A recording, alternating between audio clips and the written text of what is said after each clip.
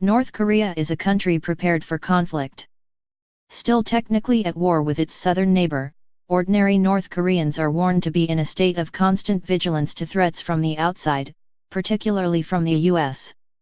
Those fears seem to be confirmed this month, after US President Donald Trump launched a surprise strike on a Syrian airfield and dispatched a naval battle group which he described as an armada to northern Asia. Trump's saber-rattling he has accused Pyongyang of looking for trouble is familiar to consumers of North Korean state media, who have been warned for decades by their leaders of imminent US attack and attempted regime change. The aggressive acts of war on the part of the United States are getting increasingly reckless, a North Korean official told CNN in Pyongyang this week. In response, we will continue to strengthen our self-defense capability. Looking at the country's history, paranoia over a potential US attack is understandable.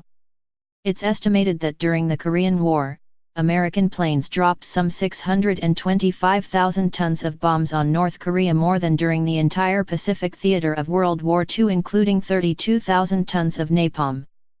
Around 600,000 North Korean and 1 million South Korean civilians were killed, along with hundreds of thousands of troops. Curtis LeMay, an Air Force commander at the time, estimated in 1988 that U.S. planes killed 20% of the population over a period of 3 years or so.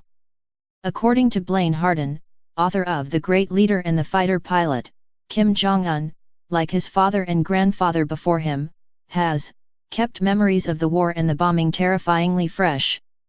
State media warn that, sooner or later, the Americans will strike again. To this end, North Korea maintains a massive standing army of more than 1.2 million soldiers, with millions more paramilitary troops and reservists, according to the International Institute for Strategic Studies, IISS. South Korea also maintains a high state of alert, with more than 500,000 people in its armed forces, IISS says, plus the thousands of U.S. troops deployed in the country. The North Korean constitution states that national defense is the supreme duty and honor of citizens, and the country is governed by the Song-un or military first policy, which places the armed forces above all else. In recent years that has meant huge investment in the development and deployment of nuclear weapons and long-range ballistic missiles.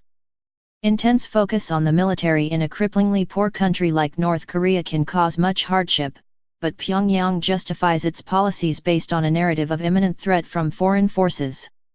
That narrative was on clear display this week, with North Korean state media, which usually tightly controls information about the outside world, going big on the deployment of the USS Carl Vinson and Trump's surprise strike in Syria.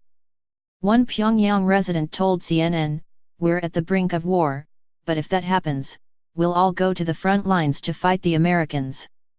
The regime has held up Trump's actions in Syria, as well as those of his predecessors in Iraq and Afghanistan, as justification for seeking to further the North Korean nuclear weapons program, which it claims is vital for defense. Previous U.S. administrations have been attacking those countries who haven't gotten nuclear weapons, and the Trump administration is no different from previous U.S. governments in pinpointing those non-nuclear states, a North Korean official told CNN. Pyongyang fears that if it was not nuclear armed, it would suffer the same fate as Syria and plunge into chaos and civil war.